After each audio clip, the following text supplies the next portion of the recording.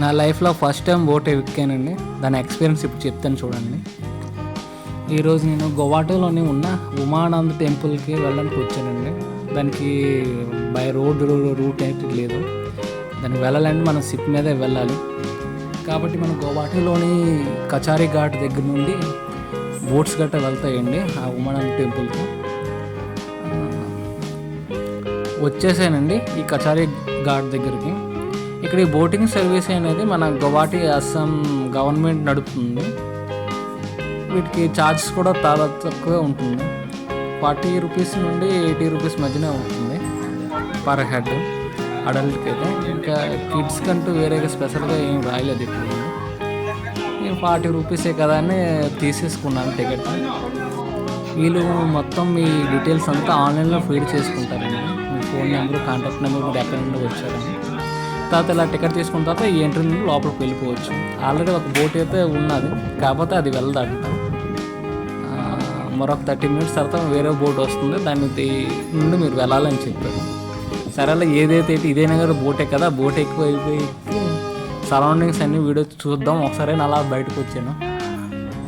ఇక్కడే ఒక పక్క గవర్నమెంట్ వెళ్ళి మరో నెక్స్ట్ అనదర్ సైడ్న ప్రైవేట్ బోటింగ్ సర్వీసెస్ ఉన్నాయి.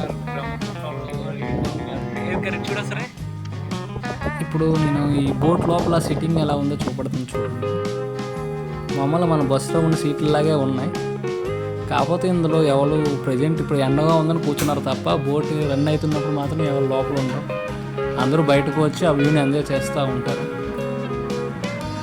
ఇంకా వీటికి ఏమైనా ఎమర్జెన్సీ వస్తే లైవ్ బోట్స్ గట్టా అన్నీ షిప్కి ఒక సైడ్న ఫిక్స్ అయ్యేసి ఉన్నాయండి.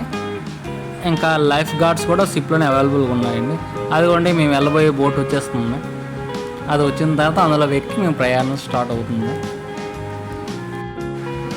చూసారండి ఆ షిప్కి ఆరెంజ్ కలర్లో కనబడుతున్నాయి కదండి, అవే లైఫ్ బోట్స్. అవి ఎక్స్ట్రీమ్ ఎమర్జెన్సీ ఏమైనా ఉంటే వాటి ద్వారా ప్రయాణికులని సర్వైవల్ చేయొచ్చు.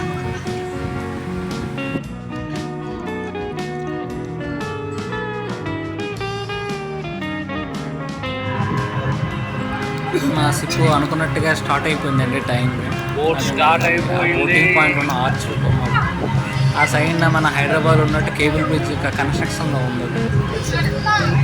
ఈ ఎండ ఎక్కువ ఉందని లోపల కూర్చున్నాను. కాకపోతే బయటన చాలా అందరూ బయటనే ఉండి ఎంజాయ్ చేస్తున్నారు చల్లగాలి. ఇక లాభం లేదు, నేను బయటకు వెళ్ళిపోతానని డిసైడ్ అయిపోయాను.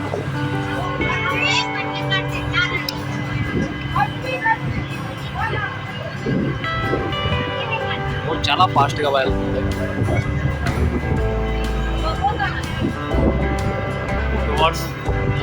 టెంపుల్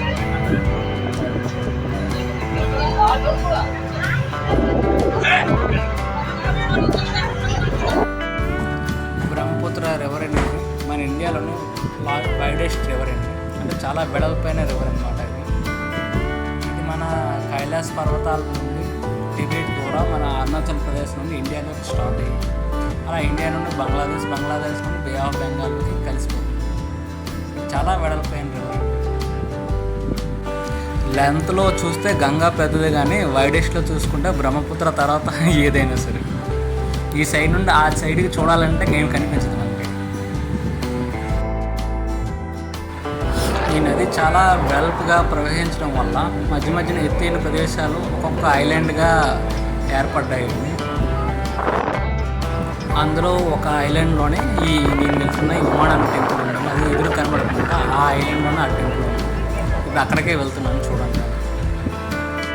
చూసారండి ఈ ఐలాండ్స్ని బ్రహ్మపుత్ర రివర్ చూడడానికి గౌహటి గవర్నమెంట్ అనేది రోప్వేని కూడా స్టార్ట్ చేసింది. అది నా ఐలాండ్ మీద కనబడుతుంది కదా రూప్, దాని నుండి ఆ రోప్వే వెళ్తుంది. అలా ఈ బ్రహ్మపుత్ర రివర్ని, ఐలాండ్ని, ఆ టెంపుల్స్ అన్నీ చూసుకుంటూ అలా వెళ్ళచ్చు. అదికుండా అది వెళ్తుంది. అది ఒక ప్రైవేటు బోటు. దానికైతే 200 to 300 ఛార్జ్ చేయొచ్చు. మనం వెళ్ళిన బోట్తో పోల్చుకుంటే అది చాలా చిన్నది. దాని పార్కింగ్ ప్లేస్ అటు సైడ్. మనం ఈ గవర్నమెంట్ బోట్స్కి ఇప్పుడు ఇటు పక్కన రైట్ సైడ్లో కనబడుతుంది పెద్దది, అక్కడ వెళ్ళి పార్క్ అయిపోతుంది.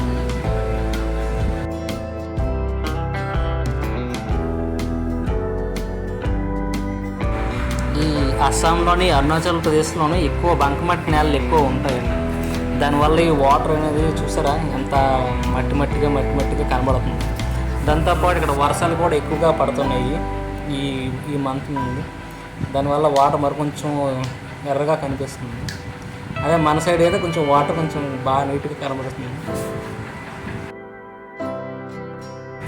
ఈరోజు నా బోట్ జర్నీ చాలా బాగా జరిగింది, చాలా బాగుంది. బోట్ కూడా చాలా పెద్దదిగా ఉంది. కాకపోతే ఈ బ్రహ్మపుత్ర వాటర్ సౌండ్ మాత్రం చాలా భయంకరంగా ఉంది. నాకైతే చాలా భయం వేసింది సౌండ్ వింటుంటే.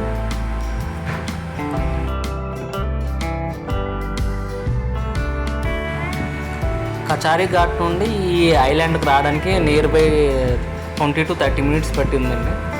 బాగుంది జర్నీ, ఎకనామికల్ ఫ్రీగా ఉంది. 40 రూపీస్కి మిమ్మల్ని తీసుకొచ్చి మళ్ళీ తీసుకువెళ్ళిపోతారు. అదే ప్రైవేట్ బోట్లు అయితే మీకు ఒక 200 to 300 అవ్వచ్చు. ఇప్పుడు ఈ బోట్ తీసుకెళ్ళి ఆ పెద్ద బోట్ దగ్గరికి వెళ్ళి పార్క్ చేస్తారండి. ఇందులో ఉన్న వాళ్ళందరూ దిగిపోయి ఆ మ్యాన్ టెంపుల్ చూసుకొని మళ్ళీ ఒక 1 hourలో రిటర్న్ వస్తే వేరే బోట్ ఉంటుంది. ఆ బోట్ నుండి మీరు మళ్ళీ రిటర్న్ వెళ్ళిపోవచ్చు. ఈ బోట్ ప్రజెంట్ అక్కడ వెయిట్ చేస్తున్న ప్యాసింజర్ని తీసుకొని మళ్ళీ రిటర్న్ కచారీ ఘాట్ దగ్గరికి వెళ్ళిపోతుంది. బాగుందండి. సండే వచ్చాను కాబట్టి చాలా క్రౌడ్గా ఉంది, చాలా బాగుంది.